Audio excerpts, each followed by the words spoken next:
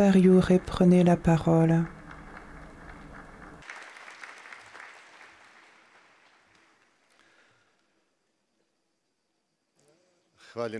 Loué soit Jésus-Marie. Je vous salue tous. Le curé m'a déjà présenté, donc je ne dois pas me présenter moi-même. Peut-être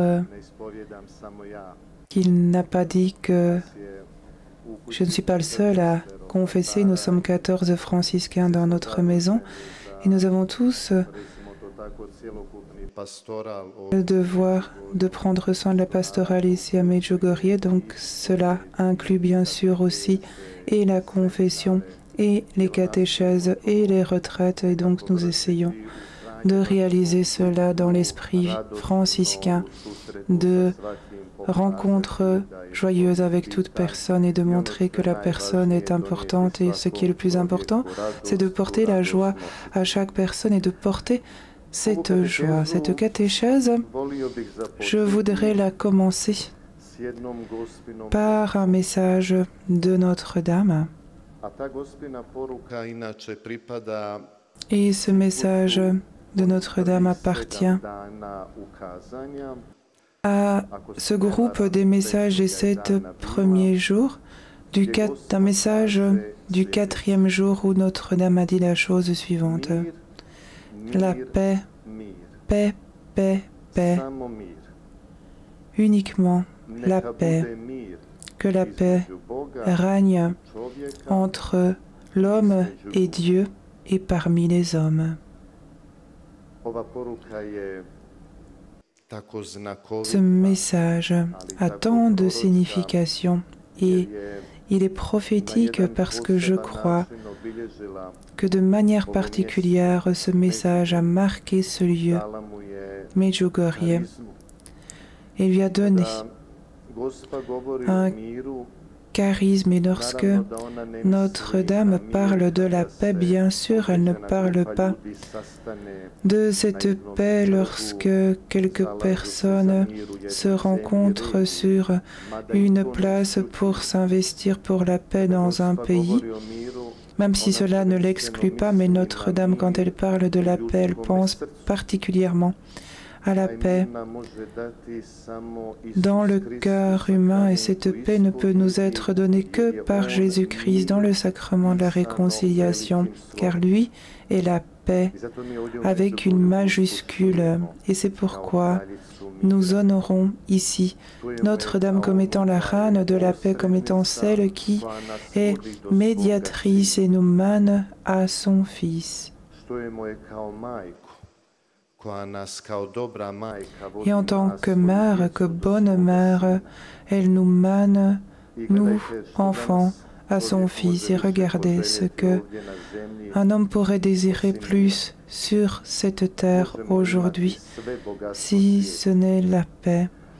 Nous pouvons avoir toute la richesse du monde, nous pouvons chaque jour être dans un endroit différent, mais si nous n'avons pas la paix, nous sommes très pauvres. Dans un message de 1995, Notre-Dame, entre autres, a dit ceci. Petits enfants, vous ne pouvez réaliser la paix si vous n'êtes pas en paix avec Jésus. Et elle continue. C'est pourquoi je vous appelle à la confession pour que Jésus soit votre vérité, votre paix.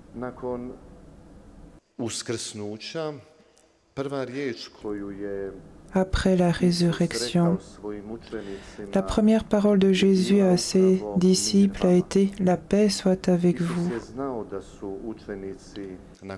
Jésus savait que les disciples, après le vendredi saint, étaient dans la peur. Jésus était enfermé, ils savaient qu'ils s'étaient trompés, ils étaient dans l'agitation. Et Jésus ne les juge pas, il ne leur dit pas « vous m'avez trompé, vous m'avez abandonné ». Jésus sait ce qu'il y avait dans le cœur des apôtres, il sait qu'ils se repentissent et c'est pourquoi il leur dit « la paix soit avec vous ». Après ces paroles, le visage des apôtres change. D'hommes malheureux, ils deviennent des hommes heureux.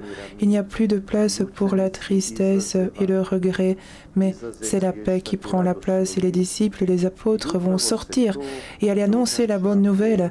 Et c'est en fait ce qui a lieu ici, à Medjugorje. Les gens viennent de tous les côtés du monde pour rechercher la paix à travers la confession. Ils viennent surchargés, écrasés, malheureux. Ils viennent agités. Et après la rencontre avec le Christ, dans la confession, tout change. La vie devient alors une vie plus simple et elle a un sens. Pour la personne, la joie réapparaît. Et certaines personnes disent que Medjugorje est le confessionnal du monde. Nous devons être d'accord avec cela car ici on confesse. On confesse en diverses langues, vous avez pu le voir, mais c'est un confessionnal du monde parce que ici à Medjugorje, nous prenons la confession au sérieux. Nous considérons que la confession est un sacrement qui est important pour la vie parce que nous savons ce qui a lieu dans le sacrement de la confession. Dieu voit la personne, il voit sa vulnérabilité, il voit son péché, mais Dieu voit de même quand la personne existe un profond désir, c'est-à-dire une soif de changer sa vie. Dieu voit le bien en l'homme.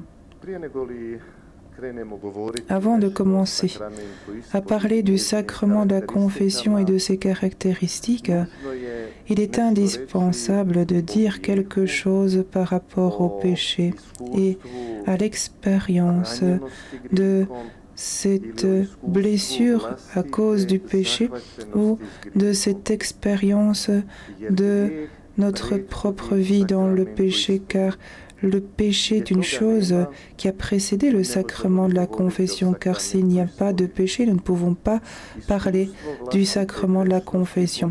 Donc l'expérience de notre propre état de péché sous-entend que nous disons « j'ai fait le mal, ce que j'ai fait, ce que j'ai dit, ce que j'ai pensé n'était pas bon, je dois le confesser ». Ceci dit, il y a une histoire, une vérité dans la vie qui se répète. C'est que nous commençons à être conscients de l'importance de certaines choses quand nous les perdons. Qu'est-ce que cela signifie? C'est que, par exemple, le sens de la vie de lui, de la vue et de lui, nous n'en sommes pas du tout conscients. Ce n'est qu'au moment où nous le perdons que nous en devenons conscients. C'est seulement au moment où l'homme perd la vue ou lui qu'il va dire combien il était beau de voir, combien il était beau d'entendre. Au moment où maintenant nous pouvons voir et nous pouvons entendre, nous ne sommes pas conscients de ce don. Et de même, nous ne sommes pas conscients du don de la vie et de la santé. C'est uniquement quand nous sommes confrontés à la maladie que nous devenons conscients de combien il était bon. Il était beau quand nous étions en bonne santé.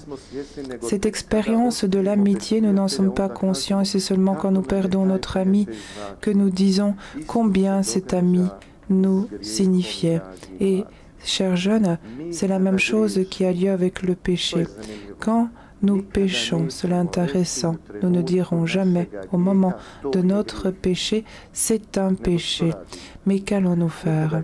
Quand nous péchons, nous n'appelons pas cela un péché, mais nous allons dire, c'est une chose qui est une faiblesse humaine. Tout le monde fait comme cela aujourd'hui. Dieu ne m'en voudra pas. Et alors, l'homme se trompe lui-même. Et que se passe-t-il? Eh bien, à un certain moment, il arrive que l'homme ne peut plus cacher le péché. Il ne peut plus vivre avec ce péché parce qu'il se trouve devant un mur, il se trouve devant quelque chose où il ne peut se débrouiller et il doit le dire à quelqu'un. Et au moment où il a péché, il n'était pas du tout conscient de cela. C'est seulement plus tard, lorsque le péché l'a totalement touché, lorsque le péché a commencé à influencer son corps et son comportement, qu'il commence à être conscient de son propre état de péché et qu'il a besoin de le dire à quelqu'un, quelque part. La Bible est remplie d'exemples de personnes qui essaient de cacher le mal qui a été commis. Il ne faut pas aller bien loin des premières pages. Quand Adam et Ève ont péché, ils se sont cachés et Dieu les recherche. Il les cherche. Adam, où es-tu? Souvenez-vous du roi David qui a péché, qui a voulu tout d'abord cacher son péché commis. Et plus il le cachait, plus il tombait dans le péché parce qu'il ne pouvait pas cacher ce péché devant Dieu. À un certain moment, par le prophète Nathan, Dieu lui parle et David a le besoin de confesser, de se confesser. Et c'est une même chose qui a lieu pour nous dans la vie quotidienne. Le psaume de la Bible décrit de manière très belle, il dit « Je me suis tu, mais mes os sont tombés, je ne peux le cacher devant Dieu. » C'est une chose tellement significative. Dieu seul peut nous pardonner dans le sacrement de la confession. Nous allons maintenant regarder un peu les images du Nouveau Testament et voir comment Jésus parle du sacrement de confession. Voyons dans le Nouveau Testament, Jésus parle de cet état de péché, de cet état de blessure à cause du péché, de ce besoin de réconciliation. Il prend l'image de ce qui est perdu et retrouvé, une des plus belles images ou paraboles qui nous décrit ce qui a lieu dans la confession.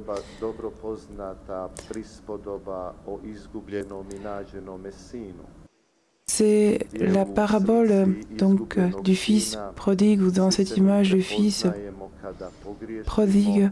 Nous reconnaissons tous quand nous commettons une faute, quand nous nous éloignons de la communion familiale et comment nous devenons incertains, méfiants, insatisfaits.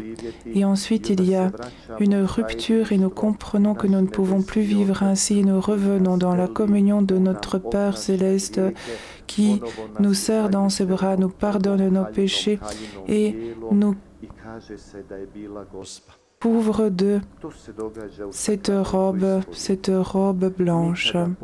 Et c'est ce qui a lieu dans le sacrement de la confession. Lorsque nous commettons une faute, nous sommes perdus comme était perdu le Fils prodigue. Quand nous commettons une faute, nous sommes seuls, nous ne sommes plus avec la communauté, nous ne sommes plus avec notre famille, mais par le sacrement de la confession, nous revenons à cette communion et la confession, toujours, nous couvre de cette robe blanche, cette robe baptismale et après a lieu l'Eucharistie, la célébration. L'autre image biblique qui décrit très bien ce qui a lieu dans le sacrement de la confession se trouve dans l'évangile de Saint Jean. L'évangile de Saint Jean est celui qui a été écrit le plus tard et cet évangile est plein de symboliques et c'est pourquoi il faut bien regarder les détails. Cet évangile est pris du 4e chapitre où Jésus rencontre la Samaritaine et Jean dit « c'était à midi ».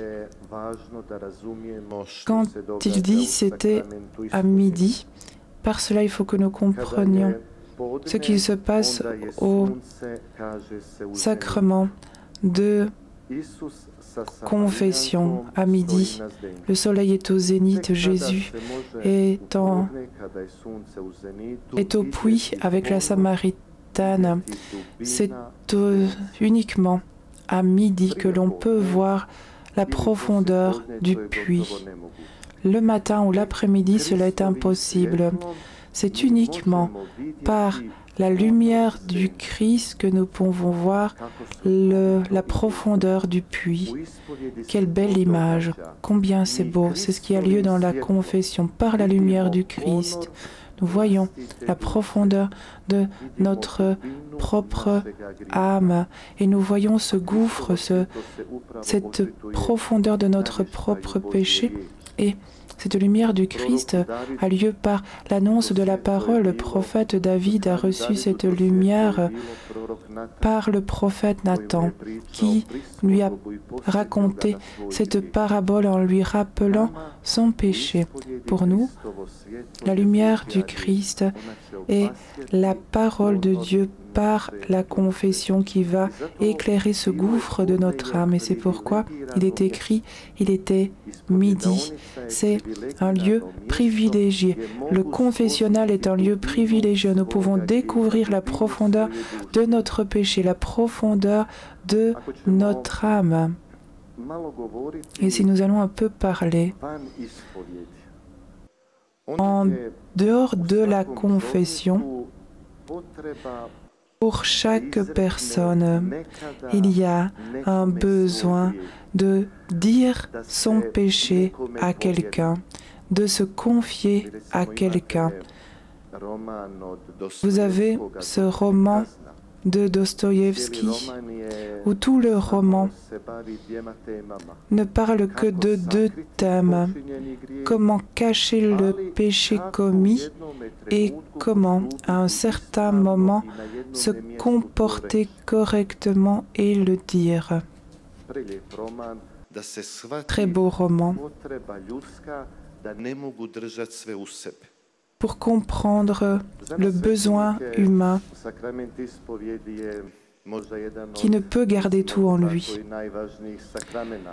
Le sacrement de la confession est un des sacrements les plus importants. Nous, les prêtres, nous avons ce privilège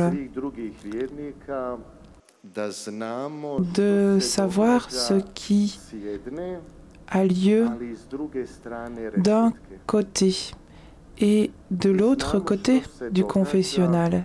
Nous savons ce qu'il se passe et ce que vous sentez, ressentez lorsque vous êtes dans le confessionnal, surchargé par le péché, par la honte, par la culpabilité. Pourquoi cela a-t-il eu lieu? Et vous avez besoin de la miséricorde de Dieu. Mais nous connaissons aussi l'autre côté. C'est que nous savons ce qui se passe quand Dieu déverse sa miséricorde lorsqu'on impose les mains et on voit la transformation de la personne. Et c'est pourquoi le sacrement de la confession est un sacrement important pour nous, les prêtres, car nous, les prêtres, sans aucun mérite, c'est un don de Dieu, nous recevons sur nos paumes une âme humaine. C'est une âme humaine qui est sur notre paume. Et c'est un sacrement très important.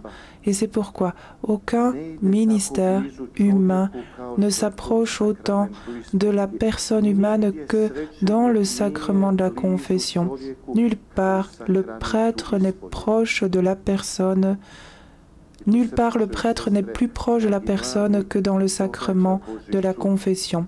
Et chers jeunes, c'est là qu'a lieu un miracle de Dieu. Nous prenons part et nous voyons comment Dieu est à l'œuvre et combien est grande la miséricorde de Dieu.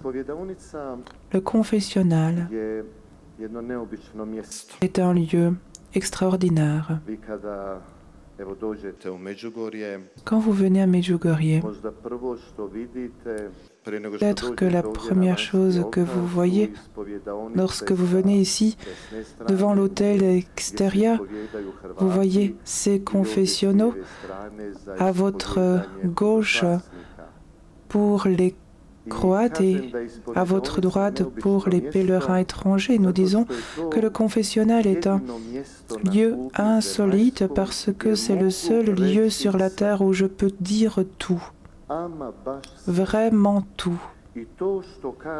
Et ce que je dis au confessionnal est oublié, cela est pardonné, cela est effacé. Sur la terre, il n'y a pas d'autre endroit où l'on oubliera ce que vous direz, ce qui vous sera pardonné. C'est pourquoi c'est un lieu privilégié, un lieu où l'on rencontre Dieu à travers l'expérience du péché. Imaginez, je reconnais mon péché pour pouvoir rencontrer Dieu. De même, le confessionnal est un lieu où je suis protégé. Je suis protégé, caché. Personne ne sait ce qu'il se passe à l'intérieur et personne ne doit le savoir. Le confessionnal me protège du regard des autres, de la curiosité. De même, le confessionnal me protège d'une certaine manière. Il me protège de Dieu par le prêtre. L'expérience du péché et la connaissance de mon propre état de péché fait que je ne peux être devant ce qui est saint. Souvenez-vous de Pierre, lorsqu'il a rencontré Jésus, alors qu'il était en train de pécher, et que dit Pierre, « Éloigne-toi de moi, je suis un homme pécheur. » L'homme ne peut être devant Dieu avec son expérience de péché. C'est pourquoi le prêtre est là, qui va me cacher devant Dieu. Et de même, je suis une personne inconnue du prêtre. Mais pourtant, cette protection me permet de m'ouvrir totalement à la miséricorde de Dieu. C'est un lieu insolite parce que dans la confession, vous allez vivre la chose suivante. Très souvent, j'entends qu'on me dit, « Mon Père, ce que je vous dis, je ne l'ai jamais dit à personne. » Mais maintenant, j'ai le besoin de dire cela.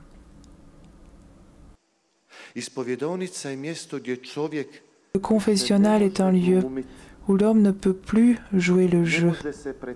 Il ne peut plus faire comme si ce n'était pas ainsi. Parce que c'est Dieu qui nous découvre. Et c'est pourquoi, au confessionnal, l'homme est tel qu'il est, surchargé, blessé par le péché, mais dans le besoin d'être proche de Dieu. Et ce qui est intéressant, ici, à Medjugorje, ce sont ces longues files. Peut-être que quelqu'un s'énerve quand il vient ici parce qu'il doit faire la file pendant longtemps et se demande, mais quand est-ce que je vais réussir à me confesser? Mais il est beau d'être dans cette file. Il est beau d'être dans cette file et de se reconnaître pécheur. Imaginez qui est dans cette file. Dans cette file sont et les parents et les enfants, les professeurs, tout comme les étudiants. Il y a les propriétaires d'entreprises ainsi que les ouvriers. Il y a des prêtres qui confessent mais qui sont aussi dans le besoin de confession. Tous nous déclarons publiquement que nous sommes des hommes pécheurs qui ont besoin de confession. Combien cela nous rend humbles et nous ouvre à la miséricorde de Dieu. C'est pourquoi il est bon d'être dans cette file des pécheurs et reconnaître publiquement: je suis pécheur, j'ai besoin de la miséricorde de Dieu. Non pas confesser publiquement nos péchés, mais le reconnaître de cette manière. Ici, il y a un lieu où l'on voit cette dimension ecclésiale du sacrement de la confession. Eh bien, c'est quand nous nous trouvons dans la file de confession. Il est beau d'être dans cette file. Et pour le sacrement de la confession, il est de même important de dire que važno je sebi posvijestiti da je to sakrament. Il est vraiment réduit. Il est important que nous soyons conscients que c'est réellement un sacrement. Et nous, les prêtres qui confessons, nous devons être attentifs au caractère sacramentel du sacrement. Donc nous pouvons comprendre les sacrements comme étant une chose qui n'est pas importante et transformer ce sacrement en une conversation spirituelle ou en une thérapie ou en une analyse. Tout cela est bon pour notre vie spirituelle, notre vie chrétienne, mais cela n'est pas un sacrement. Et c'est pourquoi je voudrais maintenant dire aussi et donner quelques directives pour améliorer cette célébration du sacrement de la confession en ce qui nous concerne, nous les prêtres, mais aussi en ce qui vous concerne, vous, les fidèles qui venez vous confesser. La première chose fondamentale est que le sacrement de la confession est un lieu où l'on annonce la parole de Dieu. Quand on fête le sacrement, quand on célèbre le sacrement de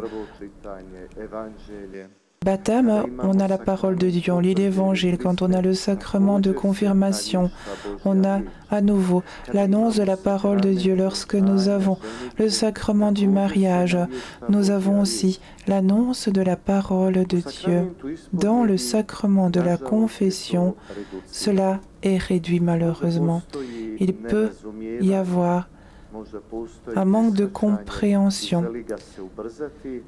On veut empresser ce sacrement. Mais avant la confession, le prêtre devrait, par ses paroles, inciter le pénitent et à comprendre que c'est un sacrement. Par exemple, on peut dire les paroles « Que le Seigneur soit dans ton cœur et dans ton âme pour que tu confesses tes péchés » ou bien réciter le psaume « Par ta miséricorde » ou lire l'Évangile de ce qui est perdu et retrouvé, dire des paroles pour rendre le pénitent conscient de l'importance de la parole de Dieu qui est lumière pour éclairer les profondeurs de notre âme.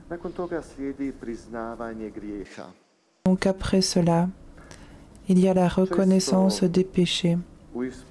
Très souvent, dans la confession, nous faisons l'expérience qu'il n'y a pas de péché ou que des fidèles viennent se confesser en désirant rencontrer un prêtre pour lui dire leurs problèmes, leurs sentiments.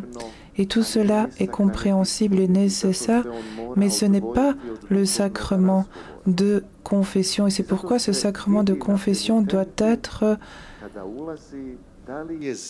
une autre chose que la conversation spirituelle. Et c'est pourquoi on voit dans le confessionnal si le pénitent est dans le péché ou non. Par son regard, par ses paroles, je peux sentir si cette personne est dans le péché ou non.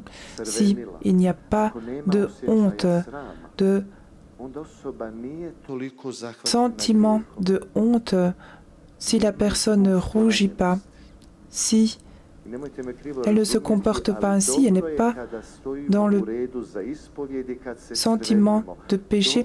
Donc il est bon que nous soyons dans cette file de la confession. Quand nous rougissons, quand nous avons honte, c'est là que se voit ce besoin humain. Nous voyons que le péché à changer la personne. Et le prêtre, de même dans la confession, lorsque le pénitent se confesse, le prêtre ne peut être un détective, il ne peut poser des questions. Je ne suis pas un détective de la FBI ou d'autres agences pour aller questionner, interroger. Nous, les prêtres dans la confession, nous sommes l'oreille de Dieu. L'oreille de Dieu qui écoute, qui va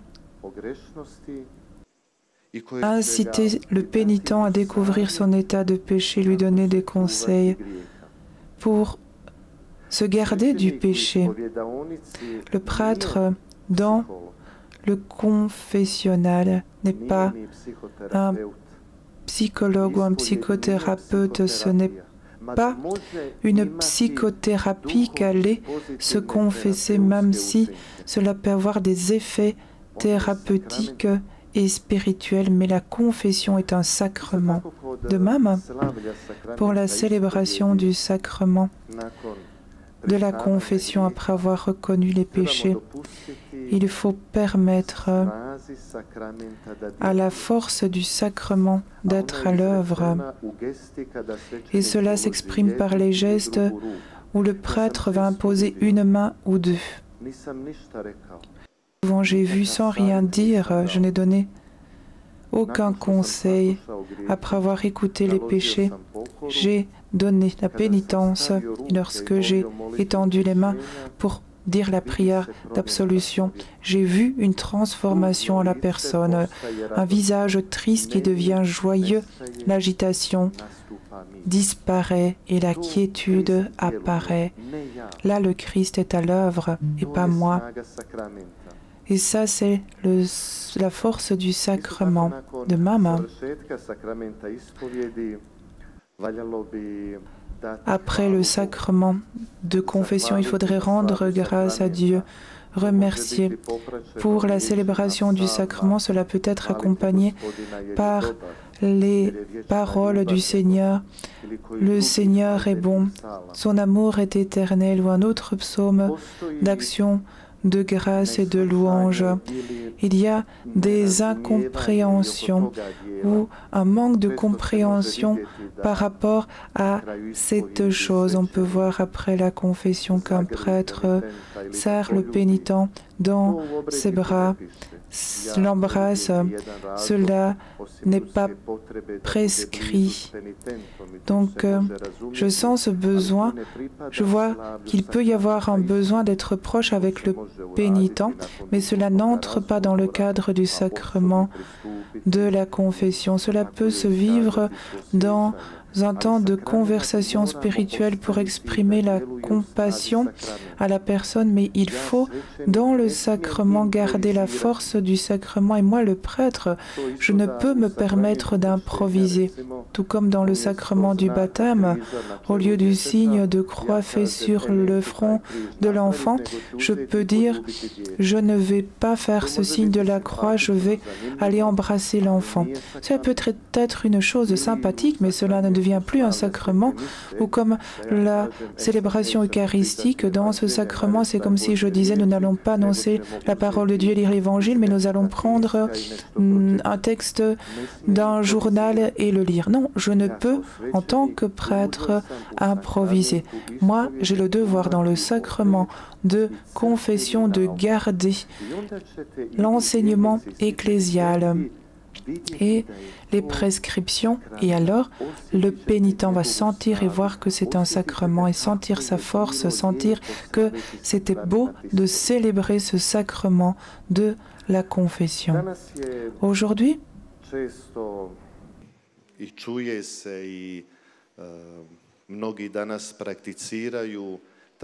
on entend et on voit se pratiquer cette confession de vie. Et alors, vous entendez parfois des personnes dire « j'ai fait une confession de vie » et il y a beaucoup d'autres choses que l'on sous-entend. Dans ce terme ici, je dois dire que chaque confession est une confession de vie. Si nous avons vécu cette expérience de péché, d'avoir péché, je ne peux dire « je vais garder cela pour ma confession de vie ». Je vais confesser maintenant une autre chose, car c'est un blasphème. Donc, ma confession de vie, c'est quand je viens me confesser et dire « je n'ai jamais confessé cela, j'avais honte » ou bien « je ne savais pas que c'était un péché, maintenant je l'ai découvert et je le confesse ». Alors on peut parler du fait que peut-être les confessions antérieures étaient valides ou non. C'est comme si nous allions dire tout à coup « je vais faire mon baptême de vie » ou ma confirmation de vie. Chaque confession est une confession de vie, donc tout dépend de moi et du pénitent qui se confesse. Donc je vais répéter, si j'ai un péché et que je ne l'ai pas confessé, je ne vais pas attendre le moment de la confession de vie pour le confesser, mais je vais le confesser tout de suite. Comment se confesser, ou bien combien de fois? L'enseignement de l'Église nous dit qu'il est suffisant de se confesser une fois par an. Notre-Dame ici nous invite à la confession mensuelle, mais le meilleur moment pour le péché est le moment où l'on est surchargé par le péché. Je me souviens lorsque j'avais le catéchisme à l'école primaire et dans le thème du sacrement, on a aussi discuté du sacrement de confession. Et alors, pour activer les enfants et pour les aider à mieux écouter, je leur ai demandé, mais quand est-il le mieux de se confesser? Est-ce le matin, l'après-midi ou le soir? Ils ont réfléchi et réfléchi, et puis ils se sont souvenus de dire le matin. J'ai dit, mais pourquoi le matin? Ils ont dit, c'est parce que le matin, on a bien dormi, notre cerveau est frais. Je dis, non, ce n'est pas la raison. Le meilleur moment pour la confession, c'est lorsque j'ai péché, lorsque je suis blessé par le péché. C'est le meilleur moment, il ne faut pas attendre. De même, lors de la célébration du sacrement de la confession, ce n'est pas important. La personne auprès de laquelle on se confesse n'est pas importante. L'important est que ce soit un prêtre. Et même si il est parfois bon d'avoir notre propre confesseur qui nous connaît, qui connaît nos habitudes, et alors il nous donnera de meilleurs conseils pour lutter contre la tentation et contre le péché. Lorsque je travaillais avec les jeunes sont intéressants. Ils se confessent de la manière suivante. Si il y a 3 confessionnaux et je suis dans le premier, ils vont se mettre dans ma file et ils vont réfléchir, ils vont se dire « c'est le Père Youré, je le connais, il me donne le catéchisme, il dirige la jeunesse franciscaine, je ne peux pas lui dire cela, et que va-t-il penser de moi ?» Et il passe à la deuxième file. Dans la deuxième file se trouve le curé de la paroisse, le Père Zvonimir. Ils vont se dire « ah, c'est le curé Zvonimir, il connaît ma famille, il est sévère, qui va aller lui dire cela, je ne peux pas me confesser chez lui. » Et à la troisième file se trouve un vieux prêtre qui ne voit pas bien, qui n'entend pas bien, et tous vont faire la file chez lui parce qu'il ne les connaît pas, il ne sait pas qui ils sont, il ne jugera pas et ne les regardera pas de travers. Ceci dit, il est nécessaire de trouver un confesseur qui va nous guider, tout comme nous avons des maîtres spirituels. Il est bon de se trouver un confesseur qui nous connaît et qui va mieux nous aider à vivre avec ces péchés, mieux pouvoir vaincre nos péchés. Et à la fin, donc, je vais parler un peu du sacrement de la confession d'une autre perspective. Svima nama je neugodno stati Pour nous tous, pred nekoga il n'est pas agréable de nous trouver devant quelqu'un et de dire nos péchés. Tous nous pensons parfois qu'il serait bon de se confesser par nous-mêmes seuls. Il y a des gens aujourd'hui qui disent « Moi, je n'ai pas besoin de prêtre, je me confesse devant Dieu. » C'est une grande illusion, une très grande illusion. C'est comme si je disais « Je n'ai pas besoin de mes parents pour avoir la vie, pour naître. » Moi, en tant que prêtre, ce serait idéal, ce serait super si je pouvais me confesser moi-même, mais moi, je dois aller me mettre à genoux devant un prêtre pour me confesser. Donc, il n'y a qu'une autre personne qui peut me donner, même à moi, ce sacrement. Et là, nous voyons une autre chose. On voit notre grandeur à travers cette humilité. Qu'est-ce que l'on voit là? On voit que nous sommes humbles et que nous avons besoin de Dieu. Que se passe-t-il dans la confession? En chaque confession, Dieu nous parle doucement à l'oreille en disant « N'oublie pas qui tu es, je t'ai créé, je t'ai racheté, je te pardonne tes péchés d'une certaine manière. » Dieu nous serre dans ses bras et nous donne une robe blanche et nous dit « Vis en tant qu'enfant de Dieu ». Et c'est pourquoi, chers jeunes et vous tous, je vous dirais que ce serait dommage de passer à côté de ce sacrement, de ne pas rencontrer le Seigneur qui est la bonté même, la douceur et plein de miséricorde. Ce serait dommage de ne pas faire cette expérience de la beauté de la conversion. Combien beau ce sentiment de voir la transformation de la conversion. Et c'est pourquoi, Medjugorje, de manière particulière, nous sommes dans un lieu où a lieu cette conversion, dans un lieu où l'on honore Marie comme étant notre mère, la reine de la paix, mais c'est Jésus qui est au centre. Toute la grandeur de Marie provient de cette grandeur de Jésus. Elle est la reine de la paix parce que son Fils est la paix. Et c'est pourquoi nous la prions et c'est pourquoi ces messages que j'ai lus au tout début, la conversion. Pour la conversion, c'est un moyen, c'est une aide pour en arriver à la paix. Et c'est ce dont nous parle le plus beau des psaumes, recherche la paix, va vers la paix. C'est en Dieu seul qu'est la paix de mon âme. Gardez la paix, confessez-vous, n'évitez pas la confession. Et si le sacrement de la confession disparaît, je crains que la foi disparaisse aussi, ainsi que les croyants. Je vous remercie.